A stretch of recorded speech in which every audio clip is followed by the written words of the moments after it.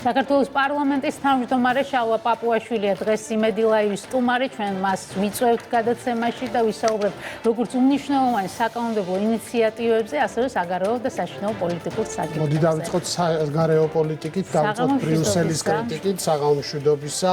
მადლობა მოგზაურობისთვის. ისევ კრიტიკა ისმის ბრიუსელიდან, ისევ საქართველოს ხელისუფლებას აკრიტიკებენ ევროკავშირის წევრი ქვეყნების მინისტრები. ჩვენ არაერთი შეფასება მოვისმინეთ დღესაც გუშინ რამდენიმე დღის წინაც კვირა არ გავას, ზოგჯერ კვირაში ორჯერ გვესმის კრიტიკული შინაარსის გზავნილები. რა სურს ბრიუსელს?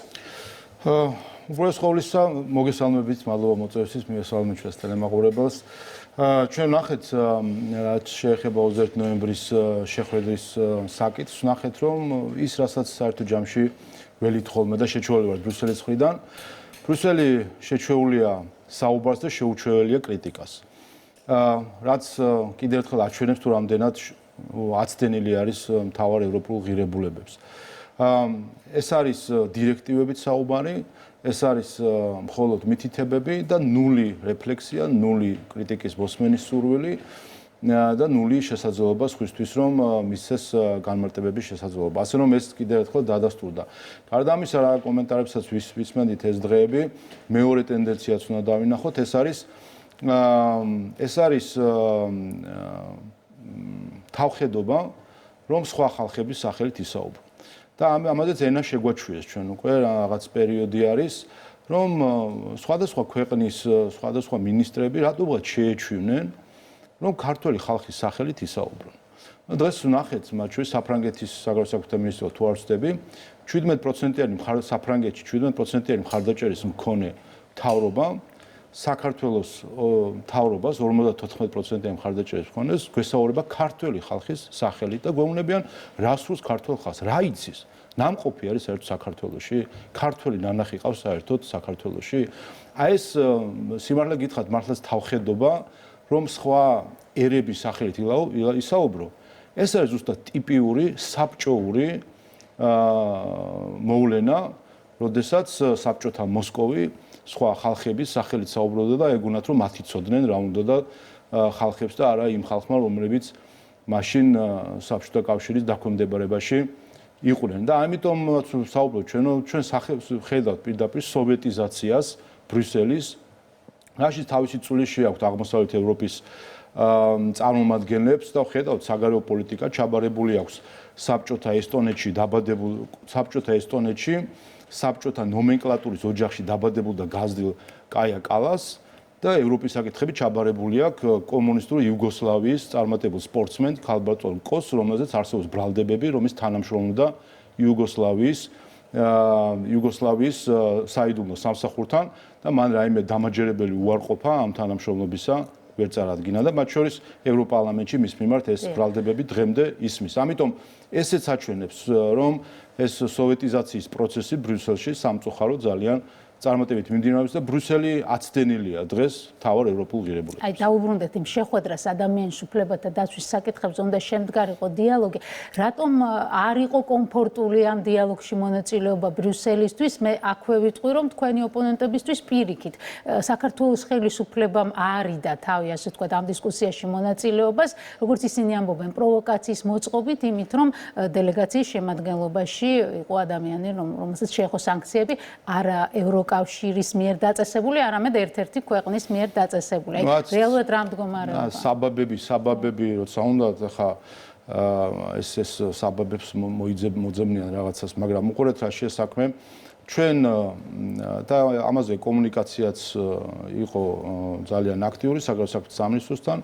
მზად იყო დელეგაცია, რომ მიეღო მონაწილეობა ამ შეხვედრაში, მზად იყო, რომ ყველა ის ცრუ ნარატივი, რომელზეც დღეს ბრიუსელი დგას, ის დეზინფორმაცია, რომელსაც ბრიუსელი ავრცელებს, ამ დეზინფორმაციებზე არგუმენტირებული პასუხი გაეცა. და სინამდვილეში გაექცნენ ზუსტად ამ დიალოგს, ვინაიდან იციან, რომ ცრუ ნარატივებს ესე ვერ შეინარჩუნებენ და ერთი მართალი სიტყვა ჩამოამსხვრევდა ამ ცრუ ნარატივებს. ასე რომ სუსტი ვინც გაურბის დისკუსიას ის არის სუსტი ძლიერს არ ეშინია დისკუსიის და ჩვენ ამიტომ არის ყველა შემთხვევაში ხედავთ რომ ყოველთვის მზად ვართ ნებისმიერ რადიკალურ აზრის მქონე ადამიანთანაც კი დისკუსიას და მსჯელობას გაურბიან სუსტები. რაც შეეხება ამ საბაბების ძიებას, რომ თითქოს ვიღაცა იყო მისთვის მიუღებელი დელეგაცია ჯერ ისე ვინ ეკითხება იმ მეორე მხარეს როგორ დაკომპლექტდება ქართული დელეგაცია, მათ უსურთ მოისმინონ პასუხები საქართველოს მთავრობამ დააკომპლექტა დელეგაცია ისე, რომელიც გასცემდა კომპეტენტურ პასუხებს და მეორე, ვინ გვეუბნება ამას ბრიუსელი? სადაც ევროკომისიის კაბინეტებში ზურაბ ადეიშვილი ეჯდა, აი სულ ცოტა ხნის წინ მართლმსაჯულების კომისართან რო ეჯდა ზურაბ ადეიშვილი წამების სისტემის შექმნელთან რო იჯდნენ და დიალოგი, დისკუსია და მეგობრობა და ჩახუტება ჰქონდათ. ეს ხალხი გვეუბნება ჩვენ გვიწუნებს რაიმეს ჩვენს დელეგაციაში. აი ეს ხომ არის აბსოლუტური ფარისეულობა და კიდევ ერთხელ სოვეტიზაცია ბრიუსელის და ღირებულებითი აღრევა, როდესაც აბსოლუტურად აცდენილი არიან იმას, რასაც ქვია ევროპა და ისაც არის ევროპული ღირებულება. კრიტიკის საპასუხოდ ისმის კრიტიკა ბრიუსელიდან. საქართველოს მხოლოდ სახელით რჩება კანდიდატ ქვეყნად, ეს თქვა კაია კალასმა რამდენიმე დღის წინ ვისაუბრა ადამიანის უფლებების დარღვევაზე. მოკლედ სია თანდათან თუ კი აქამდე იყო ორი კანონის გაუქმება, უფრო და უფრო გრძელდება, მათ შორის ითხოვენ იმ ადამიანების გათავისუფლებას, მათ შორის პოლიტიკოსების, ვინც ციხეშია. საბოლოო ჯამში ვინ უნდა გადადგას შემხედრი ნაბიჯი, ან რა ტიპის ნაბიჯი შეიძლება იყოს, რომელიც მხარეებს მიიყვანს დისკუსიამდე, დიალოგამდე. სიმართლე არის რომ დღევანდელი ბრიუსელის ხელში ევროპულ კავშირში მხოლოდ სახელში რჩება ევროპული. მხოლოდ სახელი რჩება მას ევროპული და იქცა კავშირად. და როგორ კავშირადაც როგორ კავშირად გადაქცევის გზადაც ის დგას, ეს არაერთხელ თქვით რომ სწორედ სოვეტიზაცია და საბჭოთა წარსული ახსენდება ყველას, ვინც საბჭოთა კავშირი გამოვლილი აქვს ტიპიური დირექტივების მიცემის ცენტრი. რაც შეეხება კანონებს, ხო, რა ვიცი, ჩამოყალიბდნენ. ხან ამბობენ, რომ არაო, არ ვითხოვთ ჩვენ LGBT პროპაგანდასო, თან ამბობენ კანონი გააუქმეთო და ეს ერთი მეორესთან როგორ ჯდება. თუ გვეუბნები, რომ გააუქმე ოჯახური ღირებულებების კანონი, ეს ნიშნავს, რომ დაუშვი სქესის შეცვლა, ეს ნიშნავს დაუშვი სკოლებში და სასწავლო-დაწესებულებებში პროპაგანდა. ამას ნიშნავს და ეხა თუ ჭკუაში გვატყუებენ, ან ქართული ხალხი გონიათ სულელი, რომ ჭკუაში მოატყუებენ, რომ არა, არ ვითხოვთ ამას, მაგრამ კანონი გააუქმეთ, რომელიც ამას კრძალავსო. მე მგონი რაღაც ორნაბიჯიანი ლოგიკის აწყობა ქართულ ხალხს შეუძლია და ამაში მეჭვი შეეპარებათ, იმიტომაც არიან იმ დღეში, როგორშიც არიან საქართველოსთან დაკავშირებით. და სხვა გამჭვირვალობას იცით რა გითხრათ, რა თქმა უნდა, ამას ითხოვენ, იმიტომ რომ სინამდვილეში მთავარი, რატომაც არიან დღეს ევროპელი ბიუროკრატები გაბრაზებული ქართულ ხალხზე, არის რომ როგორ გავბედეთ ვიღაცა 3.7 მილიონი მოსახლეობის მქონე ქვეყანამ გავბედეთ და ამხელა ევროკავშირის მოთხოვეთ, რომ მოდი გაასაჯაროებთ ჩვენ ქვეყანაში რა ფულს ხარჯავთ. სინამდვილეში ხომ ეს არის. დღემდე ხო არასაჯაროებენ ამ ყველაფერს და ამაზე არიან გაბრაზებული, რომ უნდათ რომ ისევ ფარულად დაფინანსონ მოლოტოვის კოქტეილის კამპანია და ჩვენ ვიცით დადასტურებით, რომ ევროკავშირის ფული დაიხარჯა ამაში. უნდა დაფინანსონ მოძალადე აქციის მოძალადე მონაწილეებისთვის აღჭურვილობა და ჩვენ დანამდვილებით ვიცით ფაქტები, რომ დაფინანსდა ევროკავშირის ბიუჯეტი. უნდა დააფინანსონ ჯარიმების გადახდა და ჩვენ დანამდვილებით ვიცით, რომ ეს ჯარიმები გადაიხადეს ევროკავშირის ბიუჯეტიდან. უნდა კვლავ ფარულად დააფინანსონ პარტიები და ჩვენ დანამდვილებით ვიცით, რომ პარტიებს ფარულად აფინანსებდა. უნდათ რომ კვლავ რადიკალებში დახარჯონ ფული თან ისე, რომ იმის პატივიც არ დაგვდონ, რომ გვითხრან ეს ყველაფერი. არა, უნდა ფარულად დაფინანსონ და ქალბატონმა კოსმა რაც განაცხადა, ეს ხო აბსოლუტურად როგორ რა გითხრათ, რამე ღირებულებაში დგება, ანუ არის თქვა რომ ჩვენ ვეძებთ გზებს, როგორ აუვაროთ გვერდი კანონს. იმიტომ რომ მთავრობა ძალიან დიდი ყურადღებით აკვირდება ახლა თუ ვის ვაკვირდებით ეს ჩვენი ვალდებულებაც არის კანონი. ეს მთავრობის ვალდებულებაც არის კანონის მიხედვით, ვინაიდან უცხოურ გრანტებს ჭირდება მთავრობის თანხმობა. რა პრობლემაა ქალბატონმა კოსმა და ბატონ მისმა ელჩმა ბატონმა ჰერჩინსკიმ მიმართოს საქართველოს მთავრობას თუ ვინმეს დაფინანსება უნდა. მიმართოს და თუ ეს არის კარგი და ქართული ხალხისთვის სასარგებლო პროექტი, მთავრობა რა თქმა უნდა მისცემს თანხმობას.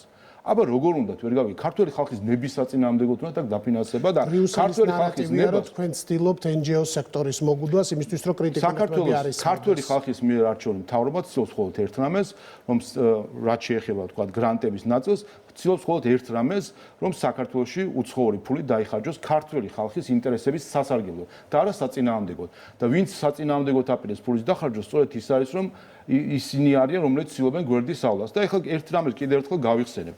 ევროკავშირს აქვს დაწესებული შეზღუდვები რუსეთისთვის.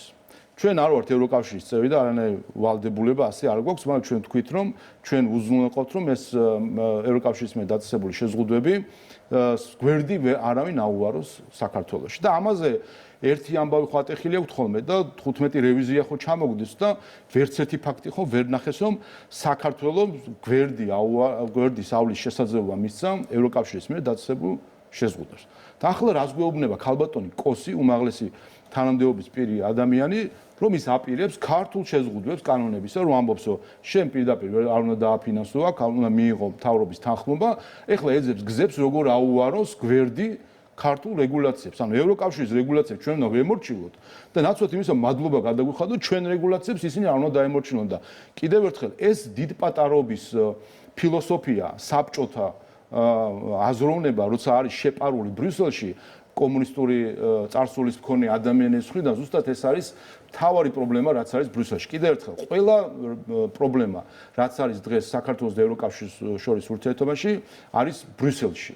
და ეს არის მთავარი პრობლემა არის, რომ ბრიუსელი აცდა ევროპულ გზას და ევროპულ ღირებულებებს და პერიფრაზი რომ გავაკეთოთ ერთი ცნობილი ფილმიდან, რა საჭიროა, რისი მაქნისია ის ბრიუსელი, თუ კი მას ევროპაში არ მიყვარბავთ და ევროპასთან არ მიყვავთ. და დღეს სამწუხაროდ დღევანდელი ბრიუსელით, რა თქმა უნდა, ევროპაში ვერავინ ვერ მიდის, მათ შორის ევროკავშირის წევრი ქვეყნები. დღეს ფაქტია, რომ მიდგომები შეცვლილი არ არის, ევროკომისარმა კოსმა ისიც თქვა, რომ თანხა არსებობს და გაორმაგებული ეს თანხა, ну, მათ მიაჩნიათ, რომ ძალისხმევა კიდევ უფრო მეტი უნდა ჩაიდოს იმ პროცესში, რომელიც ბოლო თვეების განმავლობაში მიმდინარეობდა საქართველოში. ჩვენ ასევე მაგალითად გერმანიის ელჩის შემთხვევას შეგვიძლია მოვიყვანოთ, როდესაც გაიწვიეს კონსულტაციებზე, ჩამოვიდა ჩვენ როგორც ვიცით იყო თითქოს გარკვეული კომუნიკაცია და პირობა, რომ ეს ადამიანი თავს შეიკავებდა პოლიტიკურ პროცესში ღია მონაწილეობისგან, მაგრამ საბოლოო ჯამში საპროტესტო აქციაზე აღმოჩნდა. ხო, რაზე მეტყველებს ეს, რომ ახლო პერსპექტივაში არანაირი ცვლილება არ იქნება და ეს მიდგომები უცვლელად დარჩება?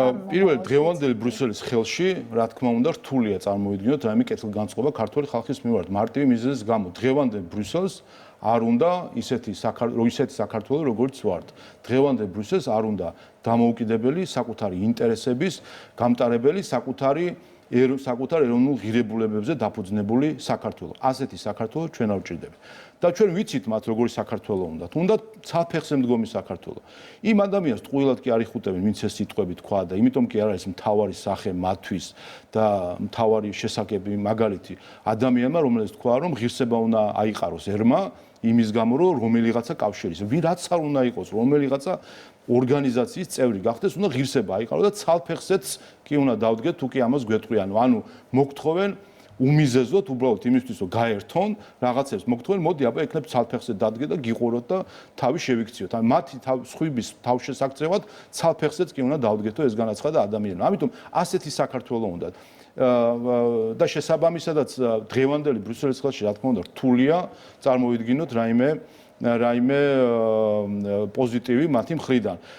მაგრამ გამოსავალი ეს არის ზუსტად. გამოსავალი არის ის, რაც ჩვენ ამერიკის შეერთებულ შტატებთან გვქონდა წლების განმავლობაში, როდესაც ხედავდით აბსოლუტურად არაადეკვატურ ნაბიჯებს და საქართველოსთან დამოკიდებულებაში. თუმცა ნახეთ გამოგვიძება ამერიკის შეერთებულ შტატებში და ხალხმა თავისი სიტყვა თქვა. ასეთივე გამოგვიძებას ჩვენ ხედავთ ევროკავშირში და მის წევრ ქვეყნებში. ქვეყანაზე ირჩევს პატრიოტულ ძალებს და ზუსტად ეს არის გზა. ბრიუსელი უნდა შეიცვალოს ის პოლიტიკა, რომელიც ბრიუსელში არის და შეიცვალოს ეს მიდგომები და ზუსტად აქ არის ჩვენი საომავლო პერსპექტივა ევროპისთვის. დღევანდელი ბრიუსელი ამ განწყობით, ხომ არის რასაც უყურებთ ახლა ესტონეთის საგარეო საქმეთა მინისტრი იყო კიდე სადღაცას გამოჩნდა ეს ადამიანი, რომ არ აღიარებს საქართველოს, არ აღიარებს სუვერენიტეტს, არ აღიარებს. აი სიმართლე გითხრათ, პრობლემა ჩვენ სულ გქონდა საბჭოთა კავშირი, გამოვედით რუსეთთან დაპირისპირება და ერთი ქვეყანა, რომელიც კითხვის ნიშნის ქვეშ აყენებდა ჩვენ სუვერენიტეტს. და ახლა მივიღეთ აი ამდენი წვრილი თუ მსხუნსხული ქვეყნები, რომლებიც უბრალოდ არაფერად არ გთვლიან. ქართველი ხალხი არის ნული. მათ ქართული ხალხის არჩევანი არის არაფერი. აი ცალფეხზე მდგომი ადამიანი რას იტყვის, ეს არის მათთვის კანონი, ხალხიც ის არის, ცალფეხა ხალხი არის მისთვის და ქართული ხალხი და არა ის ხალხი, რომელიც არჩევანს აკეთებს. ამ გზავნილებს თქვენი ოპონენტები ქვეყნის შიგნით და ასევე გარე აქტორები უკავშირებენ იმას, რომ საქართველოს ადგას რუსეთის გზას და ამ კონტექსტში განიხილავენ ყველაფერს, მათ შორის იმ ცვლილებებს, რომელიც ახლა პარლამენტში შედის და რამდენიმე კანონპროექტზე გვინდა ვისაუბროთ, დავიწყოთ ეგრეთ წოდებული სამხრეთ ოსეთის ადმინისტრაციის გაუქმებით. თქვენი ოპონენტები მაყურებელს და ამომრჩეველს უმტკიცებენ, რომ ეს არის რუსეთის მოთხოვნა იმ დროს, როცა უკრაინის ომი დასრულდება, რუსეთს საქართველოს ჯიბეში უნდა ედოს. რეალურად რატო იცვლება ეს ტერმინები? რაც შეეხება რუსეთის საკითხს, აქაც მოკლედ ვიგე დღეს სხვა შორის შვედეთის საგარეო საქმეთა მინისტრმა აფრიალა სქემა, არ ვიცი რის რატო უხაროდ ამ სქემის ჩვენება. ევროკავშირმა 2022 წლიდან მოყოლებული დღემდე ევროკავშირი უკრაინის დაეხმარა 180 მილიარდი დოლარი თუ ევრო, სავარაუდოდ ევროთი, 180 მილიარდი. ამავე დროს ანუ გადაუხადა 180 მილიარდი ევრო უკრაინას. ამავე დროს 310 მილიარდი ევროკავშირმა გადაუხადა რუსეთს. სხვადასხვა პროდუქტებში, ენერგომატერიალებში და ასე შემდეგ. ანუ 120 მილიარდით მეტი მისცა რუსეთს ვიდრე უკრაინას. და ეს ხალხი ჩვენ გვეუბნებიან რამეს? კაია კალასის მეუღლე რო ჩართული იყო ვაჭრობაში რუსეთთან, ჩართული იყო მათ შორის იმ საგნებში, რომელიც რეპრესიებისთვის შეიძლება გამოყენებული იყოს რუსეთში მათ შორის და ამ ვაჭრობაში იყო ჩართული. ეს ხალხი ჩვენ გვეუბნება რამეს? ლიტვა გვეუბნება ჩვენ რამეს? ჩვენზე მეტი ღვინოროში აქვთ რუსეთში. ესენი საერთოდ როგორ გვესაუბრებიან, რა მორალით გვესაუბრებიან ჩვენ ქვეყანას, რომლის ორი რეგიონი რუსეთს ოკუპირებული აქვს და ჩვენ გვეუბნებიან, რომ არასაკმარისად ხარს უჭერთ. სხვათა შორის უკრაინის ხელისუფლების უმადურობაზე ვსაუბრობდი მე და დღეს ვნახე უკრაინის საგარეო საქმეთა სამინისტროს მადლობა გაეროში ყველა წევრის მიმართ, ვინც მხარი დაუჭირა ერთ-ერთ რეზოლუციას და მათ შორის საქართველოც არის. და ჩვენ გვეძახიან დე-ფაქტო ხელისუფლებას თუ არ ვიცი მე პრორუს ხელისუფლებას და ჩვენი ხმებს ხო კარგად ირგებენ, ხო და მადლობასაც ვარ გვეუბნებიან, აი ამდენი ხანი ზუსტად ამ პირობებში გვერდში უდგავართ. ასე რომ მორალის კითხვა იმ ხალხისგან, რომელიც ხელს ითბობს აი ამ ყველაფრისგან, ნამდვილად არ გვეკუთვნის. რაც შეეხება ეგრეთ წოდებულ სამხრეთ ოსეთის საკითხს და ეს განიმარტა და ძალიან გასაგებიც არის, ხომ? მარტივ რამესთან გვაქვს ჩვენ საქმე, ყველას ახსოვს და ხა ვისაც ასაკი არ აქვს, რა ვიცი, ყოველ შემთხვევაში შეუძლია მოიძიოს ინტერნეტში 2006 წელს ის ეგრეთ წოდებული კოკოითი ფანდარასტი რო უხაროდა ტაშფანდურით რომ ეგონათ რომ ცხინვალში შევიდოდნენ და ომში რო გაგხვია სააკაშვილის რეჟიმმა 2006 წელს საქართველოს იმჟამინელი ხელისუფლების სააკაშვილის ხელისუფლების ხელშეწყობით ორგანიზებით ჩართულობით ცხინვალის რეგიონში ჩატარდა ალტერნატიული სეპარატისტული არჩევნები და არჩეული იქნა ანუ ცალკე რუსეთის მიერ კონტროლირებადი ცხინვალის რეგიონში არჩევნები, პარალელურად ჩატარდა ალტერნატიული არჩევნები და არჩეული იქნა პრეზიდენტი სამხრეთ ოსეთის, მთავრობა დაკომპლექტდა სამხრეთ ოსეთის და რამდენიმე თვეში 2007 წელს შეიქმნა მათ შორის ყოფილი სამხრეთ ოსეთის ტერიტორიაზე საზღვრებში შეიქმნა ადმინისტრაცია, რომელსაც მართავდა შესაბამისი პირი.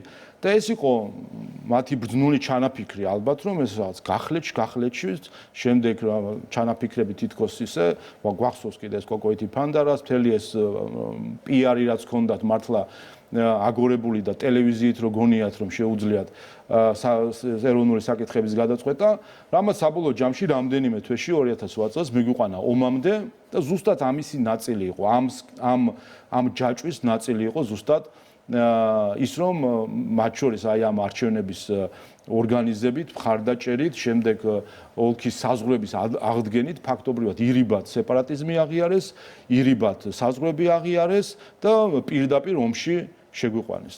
და რა თქმა უნდა, განაცხადეთ რომ გარე ძალების მხრიდან, ასე ვთქვათ, იყო გამიზნული ეს ნაბიჯი, რომ დღევანდელი გადასახედიდან მათ შორის სხვადასხვა პროცესებს როცა ვაკვირდებით რეგიონში და მათ შორის ჩვენი ისტორია და რა თქმა უნდა დღეს უკვე ეს ხელის გულდაზე და უფრო მეტიც. ამ დღეებში ეს კიდევ ერთხელ დადასტურდა. თქვენ თუ დააკვირდით, რომ ამ გადაწყვეტილებასთან დაკავშირებით სხვა პარტიების მხრიდან, მათ შორის რადიკალური ოპოზიციის და დიდი წინააღმდეგობა არ ყოფილა. ვინ აალაპარაკეს უცხოეთიდან დაქირავებული NGO-ები. გამოვიდა 2-3 უცხოეთიდან დაქირავებული NGO-ს წარმომადგენელი და მათ დაიწყოს რას ქვია სამხრეთ ოსეთი რატო არ უნდა იყოს და ასე შემდეგ. აი აქაც გამოჩნდა რომ პირდაპირ მიიღეს დავალება ამ თემასთან დაკავშირებით, რომ რაც იყო მაშინ აზრი რომ ყოფილიყო ასე თქვათ რაღაც ვითომ ბრძნული ჭკვიანური ტაქტიკური სულები მოიფიქრეს და სიამოვნებაში ომში რომ შეიყვანეს ჩვენი ქვეყანა, აი ზუსტად ეხლა აალაპარაკეს კვლავ უცხოეთიდან დაქირავებული NGO-ები ამ თემასთან დაკავშირებით. მაგრამ კიდევ ერთხელ არანაირი სამხრეთ ოსეთი ქართულ პოლიტიკურ და სამართლებრივ სიმცეში არ იქნება. და ის რომ ამდენი ხანი ეს საკითხის გამოყვა, სწორედ ეს აჩვენებს, აი ეს რეაქციები ამ უცხოეთიდან დაქირავებული NGO-ების რომ ნახეთ, ესეც აჩვენებს, რომ რა თქმა უნდა ამასაც სჭირდებოდა, რომ ხელისუფლებაც ყოფილიყო ძლიერი საკმარისად, რომ ხმა ვერ ამოიღოთ შემდეგ ამ გადაწყვეტილებასთან დაკავშირებით. და თავად ტერმინი სწორდება, როგორც თქვენ ბრძანეთ. თავისთავად, აბა როგორ ძალიან მნიშვნელოვანია ჩვენი დიპლომატიისთვის, არაღიარების პოლიტიკისთვის, როგორც რა თქმა უნდა, იმიტომ ეს მოქალაქე იქნება თუ პოლიტიკოსი, ყველას რა თქმა უნდა, ცუდად ხდებოდა ყოველთვის ყურში და გულთან, როდესაც სხვადასხვა დოკუმენტში, ტექსტში თუ ზეპირად მოვისმენდით ტერმინს სამხრეთ ოსეთი და ამას ვეწინააღმდეგობდით ყველანაირად და როგორ შეიძლება ასე იყო და თან მეორეს მხრივ შენ კონდეს ეს სამართლებრივ სივრცეში. მათ შორის ეს ორგანო დღესაც არ ვიცი ის ვებგვერდი ალბათ კიდე არსებობს, ამ ვებგვერდს ქვია SOA, ანუ South Ossetian Administration წერტილი.gov.g. პირდაპირ სამხრეთ ოსეთის ადმინისტრაცია შემოკლებით ასე ირქმევდა ეს ორგანო. ასე რომ რა თქმა უნდა ეს არათუ სწორი და მნიშვნელოვანი ნაბიჯია, არამედ ეს არის გამოსწორება იმ ღალატისა, რომელიც თავის ძოზე სააკაშვილის რეჟიმმა ჩაიდინა, აი მართლა ზოგი ალბათ მიამიტურად ამ თავქარიანობას მიყვებოდა, მაგრამ ეს იყო პირდაპირ გააზრებული ღალატი და ქვეყნის შეყვანა ომში. საარჩევნო კოდექსში დაგეგმილ ცვლილებებს, რომლის მიხედვითაც საქართველოს იურისდიქციის ფარგლებში უნდა ჩატარდეს არჩევნები, კონსტიტუციის საწინააღმდეგო გადაწყვეტილებას უწოდებენ თქვენი ოპონენტები და პირდაპირ ამბობენ, რომ ხმის უფლება ერთმევად ემიგრანტებს, რატომ არ არის ერთი და იგივე ის, რომ ითხოვს უკვე კანონმდებლობა საქართველოში ჩამოსვლას, რატომ არ არის ეს ხმის უფლების ჩამორთმევა, აი შეგიძლიათ თუ არა ეს განმარტოთ. ეს თქვით კიდევაც, რომ დღეს ჩვენ ხედავთ, რომ არჩევნების მედეგობა გარეთ ჩარევასთან დაკავშირებით გამოწვევა არის ბევრი ქვეყნისთვის. ამერიკის შეერთებული შტატებში საუბრობენ ამაზე და ევროკავშირის ბევრ ქვეყანაში საუბრობს ამაზე და რასაც ჩვენ ვიყავით თავადმოწმე შარშან 2024 წელს ნახეთ პირდაპირ ჩარევა სამწუხაროდ ევროპული ქვეყნებიდან პირდაპირ ჩარევა ქართულ არჩევნებში და ეს ერთი, ანუ ჩარევა არის გამოწვევა და ეს კიდევ უფრო მოიმატებს და იქნება კიდევ უფრო მეტი ჩარევა, მათ შორის იმ განცხადების ფონზე, როდესაც ჩვენ ვისმენთ, როდესაც არაფრად არ დაგიდებენ ქართული ხალხის ნებას, არაფერი. უნდათ რომ მოიყვანონ თავისი მართული მარიონეტები, ამიტომ ერევიან ყველაფერზე ხელს იღებენ. საქართველოს ხელისუფლების ვალდებულება არის, მათ შორის კონსტიტუციური ვალდებულება 24 მუხლიდან გამომდინარე, რომ უზრუნველყოს მოქალაქეების მიერ ნების თავისუფლად, მათ შორის ჩარევის, გარეთ ჩარევის გარეშე გამოხატვა. ამას საქართველოს ხელისუფლება საქართველოს საზღვრებს შიგნით და ტერიტორიაზე უზრუნველყოფს, მათ შორის ჩვენი კანონმდებლობით, მათ შორის სისხლის სამართლის კანონმდებლობით, რომელიც ამორჩევის ნებაზე გავლენას დასჯასყრებს. მაგრამ ჩვენ ხელი არ მიგვიწდება საზღვარგარეთ მდგომარეობაზე და ჩვენ ეს ვნახეთ 2024 წელს, რომ ჩვენი ემიგრანტები, საზღვარგარეთ ყოფი ჩვენი მოქალაქეები იყვნენ პირდაპირ სამიზნე სხვადასხვა ჯგუფებისა და ხო ამბობენ რომ კი, მაგრამ რატომ საიდან მოდის ეს შიშები. აი ეს გახლავთ ბატონი მიხაილ როთი, გერმანიის ხელისუფლების წარმომადგენელი იმ მომენტში, გერმანიის ბუნდესტაგის საგარეო საქმეთა კომიტეტის თავმჯდომარე, რომელიც თავის ტვიტში და ვიდეოც აქვს ჩაწერილი, საქართველოს მოქალაქეებს მთლიანად ევროპაში, განსაკუთრებით კი გერმანიაში, როგორ აორგანიზებს მათ რეგისტრირებას, მოუწოდებს ხელისუფლების წინააღმდეგ ხმის მიცემას. პირდაპირ გერმანიის ხელისუფლების წარმომადგენელი ჩართული იყო საქართველოს გერმანიაში მყოფ საქართველოს მოქალაქეების ნებაზე გავლენის მოხდენაში. აი პირდაპირ იყო ჩართული. აბა მიდი მე კაი ბიჭი ხარ და არ დაუჯერო ამ ადამიანს, როდესაც იქ ქვევ კითხულობდით შემდეგ უკვე ქართველი ემიგრანტები როგორ არიან ჩართულები მათ მიერ იმისთვის რომ ზემოქმედება მოახდინონ სხვა ქართველებზე. რიცხვებში ხომ მაინც ძალიან უმნიშვნელო იყო. ერთ-ერთი სოციმედიაში პოსტი იყო ოქტომბრის, სადაც ერთ-ერთი მომხმარებელი წერს ვიღაცა ქართული ოცნების მხარდამჭერელი არსეს შემდეგ და ამბობს, რომ არჩევნები ჩაივლის და მათ შორის სახელსაც ასახელებს ამ ქართველისა, ემიგრანტისა, რომელსაც ემუქრება, რომ ინფორმაცია მიეწოდება ყველას, მათ შორის გერმანიის მთავრობასაც. აი ესე ემუქრებოდნენ, ასე იყენებდნენ ქართველებს, მათ შორის ამერიკის შეერთებულ შტატებში გახსოვთ თქვენ მაშინ პირდაპირ როგორ ემუქრებოდნენ ქართული ოცნების მხარდამჭერებს მათ შორის ქართველებივე, რომ სიებს შევადგენთ, სახელმწიფო დეპარტამენტს მივაწვდით და დეპორტს მოგიწყობთ. აი ესე ჩაშვების ინსტრუმენტიც კი აამოქმედეს, აი ესეთ უცხოური ხელისუფლების მაგრამ რა სამუბენ ახლა თქვენი ოპონენტები, ნუ გასაგებია რომ ეს ციფრები არ ცვლიდა არჩევნების ბედს, მაგრამ სამაგიეროდ ხელისუფლებას ახედებდა სარკეში, სადაც საკუთარი თავი არ მოსწონსო, სადაც არ მიუწვდებოდათ მათ ხელი ზეწოლაზე, შესაბამისად ეს უბნები აჩვენებდა რეალურ სურათს, ამას ამბობენ თქვენი ოპონენტები და ახლა ცდილობენ ასე ახსნან ერთ-ერთი ვერსიით ყოველ შემთხვევაში ამ გადაწყვეტილების მიღება და არა პირველი გერმანიის ხელისუფლების წარმომადგენელი პირდაპირ იყო ჩართული ამორჩეულზე ზეწოლაში მის ქვეყნის ტერიტორიაზე და ჩვენ არანაირი ბერკეტი არ ქონდა და არ გვაქვს რომ გერმანიაში, საფრანგეთში, ამერიკაში თუ სხვა ქვეყანაში უზრუნველყოთ ჩვენი მოქალაქეების საარჩევნო უფლების დაცვა. მაშინ როდესაც პირდაპირ ხელისუფლების წარმომადგენელი პირდაპირ ჩართული იყო ამ ყველაფერში. და ჩვენ უპირველეს ყოვლისა ეს გადაწყვეტილება მათ შორის ჩვენი ემიგრანტების დაცვასაც ემსახურება, რომ აი ესეთი ბულინგი მათზე ზეწოლა, მუქარა რომ მათ დეპორტაციას მოახდენენ, ჩაშვების ინსტრუმენტის ამოქმედება, რომ შავსიებს შეადგენენ და გაუგზავნიან ამა თუ იმ სახელმწიფო უწყებას იმისთვის, რომ იქიდან დეპორტაცია მოხდეს, აი აქამდე მიიყვანეს. აი ეს არის ევროპული ღირებულება როგორც ზოგიერთისთვის, რომ პირდაპირ წაკიდეს ქართველებს, პირდაპირ ჩააცვეს ტყავის ლაბადები ნაწილ ქართველებს, რომ მიდით შეადგინეთ ახლა შავი სიები, მიაწოდეთ ხელისუფლებას და შემდეგ ვინც ქართულ ოცნებას ხარს დაუჭერს, ან ისე არ მოიქ იმას არ დაუჭერს, ხარს ვისა ჩვენ უნდა ვეუბნებით რომ ხარი დაუჭიროთ, იმის დეპორტაციას მოახდენთ. ასე რომ ეს არის პირდაპირ მტკიცებულება, როგორ ხდება ჩვენი ემიგრაცია სამიზნე უცხო ქვეყნების ხელისუფლების, სპეცსამსახურების, ჩვენივე ქართველი მოქალაქეების გამოყენებით მასზე ზეწოლის და ასე შემდეგ. ასე რომ რა თქმა უნდა ჩვენი პასუხისმგებლობა და ვალდებულება არის რომ ეს თავიდან ავიცილოთ, უპირველეს ყოვლისა ეს თავად საზოგადოებრივ ჩვენს მოქალაქეებს მისცემს შვებას იმ მხრივ რომ არ იქნებიან პირდაპირ სამიზნე, როგორც სპეცსამსახურების, როგორც ხელისუფლებების ზემოქმედებისა, ისე მეორე ვერსიაზეც კითხავთ, რომელიც ამ საკითხთან დაკავშირებით გამოითქვა, თქვენი ოპონენტების მეორე ნაწილი ამტკიცებს, რომ სინამდვილეში ხელისუფლება დათმობს ამ კანონს, მაგრამ სამაგიეროდ ის მოითხოვს რუსეთში უბნების გახსნას, ყველა მიცის, რომ რუსეთში უბნები არ იხსნება საარჩევნო პერიოდში და ამით შეეცდება რუსეთთან ურთიერთობის აღდგენას. არის ასეთი თეორიებიც თქვენი ოპონენტების ერთ ნაწილში. აი, მიხაილ როთი რა რუსეთი, რის რუსეთი? მე რა ვიცი, რუსეთში ამას აკეთებენ? სად აკეთებენ? არ ვიცი, მაგრამ თუ კი რაიმე არის დარღვევა მოქალაქის საარჩევნო უფლების არის, რასაც აკეთებდა გერმანიის ხელისუფლების წარმომადგენელი. რაზე უნდა გველაპარაკონ, საერთოდ რა კანონმდებლობაზე და რა ღირებულებაზე გველაპარაკონ. რა თქმა უნდა, სისულელია რუსეთთან არ გვაქვს დიპლომატიური ურთიერთობები და ვერანაირი საარჩევნო უბნები, რა თქმა უნდა, რუსეთში ვერ გაიხსნება. ასე რომ ეს სინამდვილეში ეს არის ის, რომ ესეც მოდის აქედან.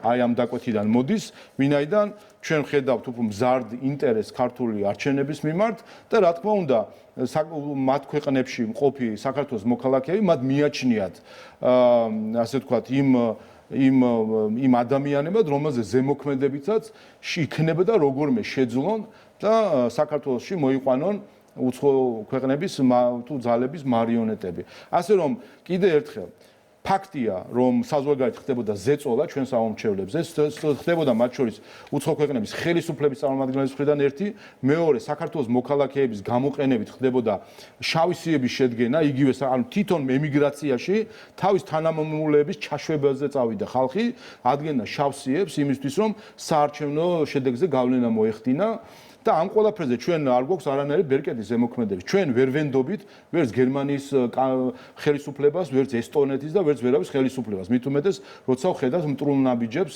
ზოგიერთი ხელისუფლების მხრიდან ქართული ხალხის მიმართ. ასე რომ არათუ ვერ ვენდობით, ჩვენ ძლიერი ეჭვი გვაქვს, რომ გერმანიის ხელისუფლება მაგალითად როგორც ეს მიხაილ როთმა გააკეთა, შემდეგ ჯერზეც ასე მოიქცევიან ზოგიერთი წარმომადგენლები და შეეცდებიან ქართველ ემიგრანტებზე ზეწოლას იმისთვის, რომ მიიღონ ის შედეგი, რომელიც ზოგიერთ სურს. ამიტომ ერთადერთი ბერკეტი არის ის და რაც გაკეთებული აქვს ისრაელს, რაც გაკეთებული აქვს სომხეთს, რაც გაკეთებული აქვს ირლანდიას, რაც გაკეთებული აქვს მალტას, იმ ქვეყნებს, რომლებსაც ყავთ მნიშვნელოვანი დიასპორა გარეთ და რა თქმა უნდა უფრთხილდებიან უპირველეს ყოვლისა იმ დიასპორას, რომ ისინი არ გახდნენ იარაღი საკუთარი ქვეყნის წინააღმდეგ და ხალხის წინააღმდეგ და ამ იარაღად აქცევდა მიხაილ როტი უნდა და ქართველები გაიხადა იარაღი მისი პოლიტიკური მიზნების განსახორციელებლად საქართველოში. იმისთვის რომ ჩვენი დიასპორა არ აქციონ იარაღად საკუთარი სამშობლოს წინააღმდეგ ერთი და მეორე იმისთვის რომ იყოს უზრუნველყოფილი რომ მასზე არ მოხდეს ზეგავლენა. ამიტომ საქართველოს ტერიტორიაზე საქართველოს ხელისუფლება პასუხს აგებს რომ არ მოხდეს მათზე ზეგავლენა, შესაბამისად აქ ჩვენ შეგვიძლია მათი თავისუფალი ნების გამოხატვის უზრუნველყოფა. ამ პროცესთან ახლავს თქვენი ოპონენტების მხრიდან ძალიან მძიმე კამპანია, სპეკულირება ეს სენსიტიური თემებით, რაც ზოგადად ემიგრაციის საკითხს უკავშირდება, მოყავთ სხვადასხვა მძიმე მაგალითები, ისტორიები, ეს რეალობა თუ როგორი გაჭირვებით გაიარეს მათ ეს გზა თავიანთი ემიგრაციაში, როგორ ეხმარებიან მათ ოჯახებს საქართველოში, თითქოს მათი უფლებები ირღვევა. ახლა აი რაღაც პერსონალურ საკითხში გადაყავთ და ესეთი გზავნილია, რომ ემიგრაცია არ იმსახურებს ასეთ გადაწყვეტილებას. აი ამაზე რას ფიქრობთ რეალურად? ეს მათ უფლებებს ლახავს, ვინც მართლაც ემიგრაციაში. რა თქმა უნდა ითქვას ერთი რამე, როდესაც ხდება საკითხის მათ შორის ის წარმოჩენა მილიონი ადამიანი და ასე შემდეგ. სინამდვილეში თქვენ ახსენეთ კიდევაც რიცხვი, ყველაზე მაღალი მონაწილეობა რაც კი იყო არჩევნებში იყო 34,000 მონაწილე, ანუ მონაწილეობა ზოგადად არ არის მაღალი, ისედაც მეთი მხრიდან, მაგრამ ხედავთ ჩვენ მზარდ ინტერესს, რომ გამოიყენონ ჩვენი მოქალაქეები, საზღვარგარეთ ყოფილი ჩვენი მოქალაქეები, უცხო ქვეყნების ხელისუფლებებმა და სხვადასხვა ძალებმა გამოიყენონ საქართველოში საკუთარი პოლიტიკური ინტერესების გასატარებლად. რაც შეეხება ჩვენს თანამემამულეებს, რა თქმა უნდა, მათი მნიშვნელოვანი როლი არის ერთის მხრივ ჩვენი ქვეყნის წარმოსადგენად ქვეყნის გარეთ, მეორეს მხრივ რა თქმა უნდა ჩვენს თავსაკუთარ სამშობლოსთან კავშირის შესანარჩუნებლად, საკუთარ ოჯახებთან კავშირის შესანარჩუნებლად და რა თქმა უნდა ამას ჩვენ ვაფასებთ და არათუ ვაფასებთ ჩვენ როგორც პარლამენტი ცალკე კომიტეტის სახით, რომელიც დიასპორას ეხება და ყველა საკითხთან დაკავშირებით, რაც შეეხება მათ შორის საზღვარგარეთ ქართული კულტურის შენარჩუნებას, ბავშვებში ენის, ხელოვნების ცეკვა, სიმღერა, ტრადიციებს, საქართველოს ეკლესია ძალიან აქტიური არის იმისთვის, რომ კულტურული ბმა საკუთარ სამშობლოსთან არ დაიკარგოს, მაგრამ კიდევ ერთხელ მათივე ინტერესში არის, რომ ისინი არ გახდნენ სამიზნეები უცხო ქვეყნის ხელისუფლების წარმომადგენლების და მათ შორის იმ ქართველების, რომელიც განანდა შავსიებს ადგენენ იქ. მე თავად რამდენიმე წელი საზღვარგარეთ ცხოვრობდი და პირველი მეც პირადად იქ ახლად ჩასულს უდიდესი დახმარება იქ გარკვეული პერიოდის ყოფმა ქართველებმა გამიწიეს იმისთვის რომ რაღაც ადაპტაცია ქონოდა იმ ქვეყანაში და ყველა ყოფითი საკითხი მომოგვარებინა გვერდში დგომა არის მთავარი დიასპორის და აი აქ რას მივიღებთ რომ ოდესაც გერმანიაში მყოფი ადამიანი ქართველი წერს ემუქრება პირდაპირ სახელი და გვარით ემუქრება ადამიანს რომ შენზე გერმანიის მთავრობას მივაწვი ინფორმაციასო იმიტომ რომ მისი პოლიტიკურ გემოვნებაში არ ჯდება აი ამას აკეთებენ შუაგულ ევროპაში ფაქტობრივად ლიბერალური ფაშიზმის ადამიანის გარიყვის ხელშეწყობა ხდება და ამაზე თვალი დახუჭა ამ შემთხვევაში გერმანიის ხელისუფლებამ სხვა შემთხვევაში სხვა ქვეყნის ხელისუფლებამ ამიტომ საზოგადოებრივ ყოფი ჩვენი მოქალაქეების ინტერესშივე არის რომ საქართველოს ხელისუფლებამ ერთის მხრივ პასუხისმგებლობა აიღოს რომ საქართველოს საზღვრებში იქმნით ნება გამოხატონ თავისუფლება და მეორეს მხრივ გაათავისუფლონ ისინი იმ წნეხისგან რომელიც კიდევ უფრო გაიზრდება მიხაილ როთები კიდევ უფრო მრავლდებიან და სურვილი რომ საქართველოს პოლიტიკაში ჩაერიონ და მათ შორის გამოიყენონ ჩვენი ემიგრანტები იმისთვის რომ მოიყვანონ საკუთარი მარიონეტები საქართველოს ხელისუფლებაში ეს ხელისგულზე დევს ამიტომ უპირველეს ყოვლისა მათ შორის ჩვენს ემიგრანტებს მივმართავ მე რომ ამ საკითხს შეხედონ ამ კუთხითაც რომ მათზე წნეხი კიდევ უფრო მეტად გაიზრდება ქვეყნის შიგნით და ხედავენ რომ ემუქრებიან მათ რომ ვისაც რაღაცა გაქვს დარღვეული შავსიაში შეგიყვანდა ხელისუფლებას მიმოწით ქართველებივე ემუქრებიან ამ ყველაფერს და მათ საერთო ჯამში მათვე მოუხსნით ამ წნეხს. რადგან ბულინგს და სიძულვილის ენას შევეხეთ, რაც უკვე ეს თქვენი ოპონენტების დამახასიათებელი ნიშანი გახდა, მინდა გთხოვოთ შეფასება იმ ძიმე სურათის, რომელსაც 2 დღის განმავლობაში ვადევნებ თვალს, ეს არის სიძულვილი და ბულინგი, რომელიც გამოიხატება ჩვენი საფეხბურთო ეროვნული ნაკრების მიმართ, პოლიტიკური ნიშნით გამოყენება და ასე შემდეგ. ესე იგი, სოციალური ქსელი დუხს ერთის მხრივ აღშფოთებული მართლაც გულწრფელი კომაგებით, რომლებიც უბრალოდ ესე იგი გამოხატავენ შეშფოთებას იმის გამო თუ როგორია რადიკალების დამოკიდებულება ფეხბურთელების მიმართ და მეორე მხრივ ეს სიძულვილის ნაკადი იღვრება ფეხბურთელების წინააღმდეგ. პირველი შევხედოთ ვინ არიან ესენი, ვინც ამ სიძულვილს აფრქვენ. ესენი ხო არიან თვით გამოცხადებული პროევროპელები, რომელზეც ბრიუსელს მიცემული აქვს სერტიფიკატი, რომ ესენი არიან ნამდვილი პროევროპელები. ესენი არიან ბრიუსელის მხრიდან მხარდაჭერილი პროევროპელები. ეხლა რა არის თურმე პროევროპულობა? და ამას ხედავს ხო ქართველი ხალხი და ზუსტად ამას გვეკითხებიან ჩვენს მოსახლეობა, რომ აი რასთან გვაქვს საქმე, როდესაც სადაც კი რა ვინმე რაღაც ევროპა და პროევროპულობა და ევროკავშირის დროშა არის, იქ არის სიძულვილი. სადაც ევროკავშირის დროშა გამოჩნდება, იქ მოდის ძალადობა. სადაც გამოჩნდებიან ევროპული ყიჟინით, იქ არის ზიზღი. აი როგორ დავიდა აქამდე ევროკავშირი თავისი ბრიუსელით, რომ თავი გააიგივა სიძულვილთან, თავი გააიგივა ზიზღთან, ძალადობასთან. და აი ამით დავიდა. და ჩვენია თქვენ ალბათ ხანდახან ირონიით ამბობდნენ რომ კი მაგრამ თითქოსო ვიღაცა ქართველობას გვართმევსო და ვინმე წავოსას ქართველობა. კი მაგრამ ის ხალხი, ვინც სპორტსმენებზე, ფეხბურთელებზე დღეს, მანამდე მათ შორის ჩვენი გუნდის წევრებზე, ოლიმპიურ ჩემპიონებზე, აი ზიზღის ევროპული ზიზღის კასკადი რო ქონათ. ესენი არ არიან ქართველობა წართმეული ადამიანები? და განა ქართველობა წართმეული არ არიან ის ადამიანები, ვინც ლევან გაჩეჩილაძეზე, ლაშა ბასლანძეზე, გარდაცულ ადამიანებზე გახსოვთ თქვენ რა საზიზღარი, ამაზრზენი კამპანია ქონდათ. ესენი არ არიან ქართველობა წართმეული ადამიანები. განა ქართველობა წართმეული არ არიან ის ადამიანები, ვინც პატრიარქს ეგზარქოს ეძახიან. ესენი განა მათ ქართველობა არ წაართვეს და ისინი არიან სწორედ ბრიუსელისგან ქართველობა აყრილი ადამიანები. აი ამ ჯგუფთან გვაქვს ჩვენ საქმე, რომელიც დღეს აცდე მოწყვეტილია ქართველობას უსამშობლო, ამიტომაც ხდებათ გულში, იმიტომ სინამდვილეში ადამიანი ყველაზე კარგად ხდება საკუთარ დანაშაულს და საკუთარ თავს სარკეში რო იყურება, ყველაზე კარგად ხედავს საკუთარ თავს და რომ ხედავენ რომ მართლა უსამშობლოები გახდნენ. ამიტომ აქვს ამაზე განსაკუთრებული რეაქცია. ამიტომ დიახ, ქართველობა წართმეული არიან ისინი, ვინც სპორტსმენებზე ბულინგის კამპანია და ზიზღის კამპანია. ქართველობა წართმეულები არიან, ვინც გარდაცულ ადამიანებზე ასეთი კამპანია ყვა. ქართველობა წართმეულები არიან, ვინც პატრიარქს ეგზარქოს ეძახის. აბა სხვა რაღა არის ქართველობა? ეს არის ჩვენი ტრადიცია და სწორედ ეს არის ბრიუსელის მიერ ქართველობა აყრილი ხალხი. ასეთი და ამ ხალხს ეძახიან ევროპელებს. ამ ხალხს დღესაც რო კითხო, ერთ შენიშვნას რომელიმე იტყვის, რომელიმე ელჩიან, ბრიუსელის რომელიმე კომისარი, ის ერთ შენიშვნას არა, იმიტომ ზუსტად ესეთი საქართველოს, ზუსტად ესეთი ქართველები ვუნდივართ. ისეთი ქართველები, რომლებიც გარდაცვის პატივს არცევს და დასცინის გარდაცვლილზე ბულინგს აწარმოებს ადამიანი, ამაზეც კი რომ მიდია, აი ესეთი ქართველები უნდათ. ისეთი ქართველები, რომელიც პატრიარქს ეგზარქოს და აი ეს არის მათთვის ტაშის და ასეთია მათი გაგებით ევროპელი ქართველი. ისეთი ქართველია ბრიუსელის გაგებით ევროპელი ქართველი, რომელიც სპორტსმენებზე ნაცვლად იმისა, რომ სოლიდარობა და გვერდში დაუდია მას შემდეგ, რაც მარცხს განიცდის და ეს არის ხომ სპორტს რო ამას ახსნა დაჭირდება, რომ ხან მოგებარი და ხან წაგებარი და ორივე შემთხვევაში რომ უნდა კომაგი თუ ხარ ნამდვილი კომაგი იყო. ასეთი საქართველოს უნდა სინამდვილეში ბრიუსელს. და ზუსტად ეს არის, რატომაც ჩვენ გვაქვს რთული ურთიერთობა დღეს ბრიუსელთან. იმიტომ რომ ბრიუსელს არ უნდივართ ქართველები, რომელიც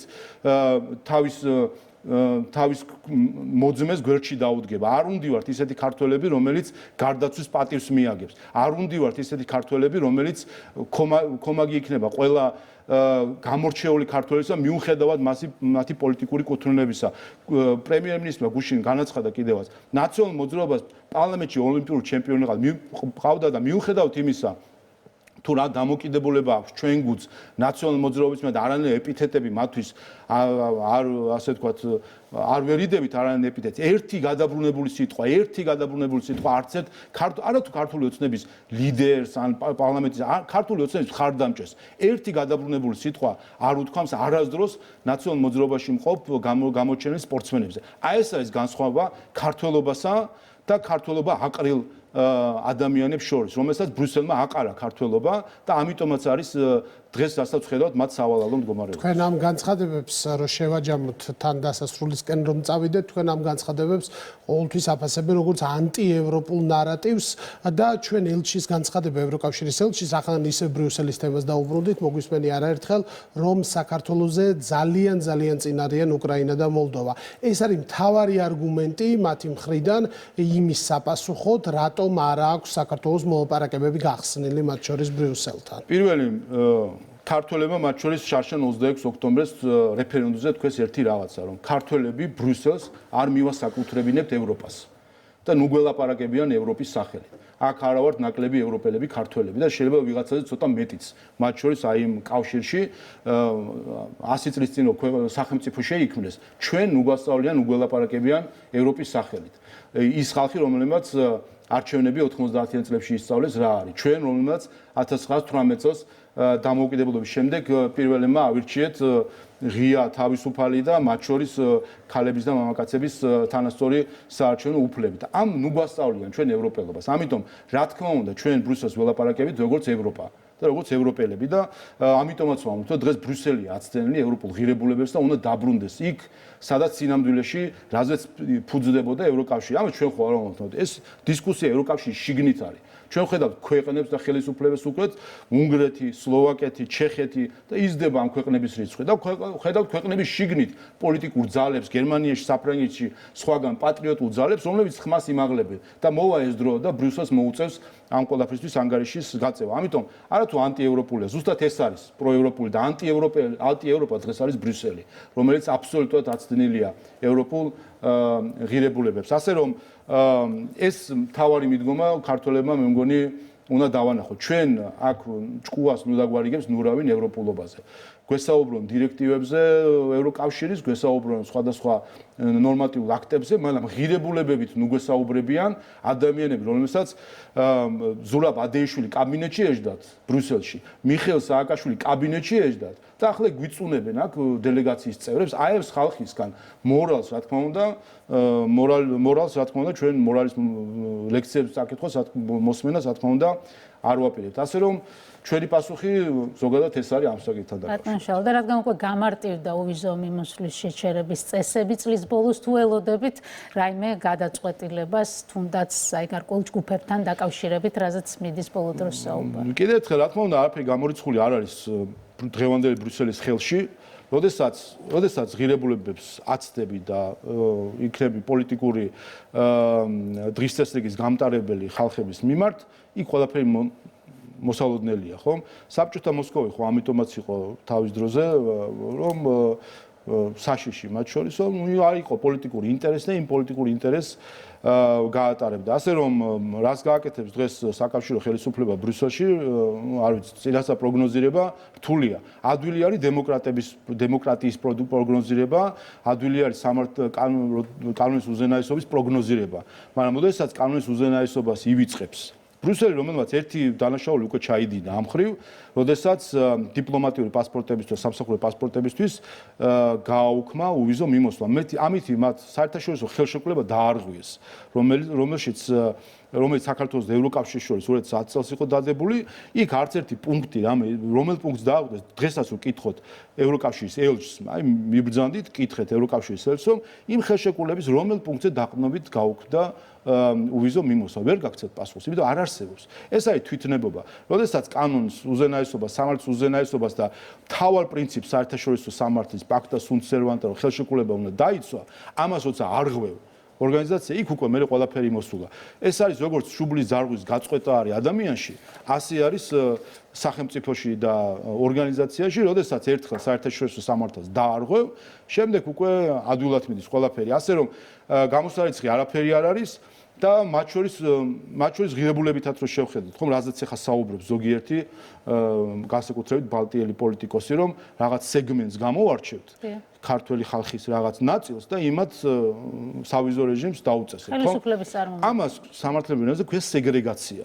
სეგრეგაცია, როდესაც ერთ საზოგადოებაში, ან ერთ ადამიანების ერთ ჯგუფში საზოგადოებას ყოფ ორ ჯგუფად და ყავს ერთი ჯგუფი, რომელსაც ავტობუსში უკან ჩააჯენ და მეორე ჯგუფი, რომელსაც წინ ჩააჯენ. აი ამას ქვია სეგრეგაცია. და რას ნიშნავს სეგრეგაცია?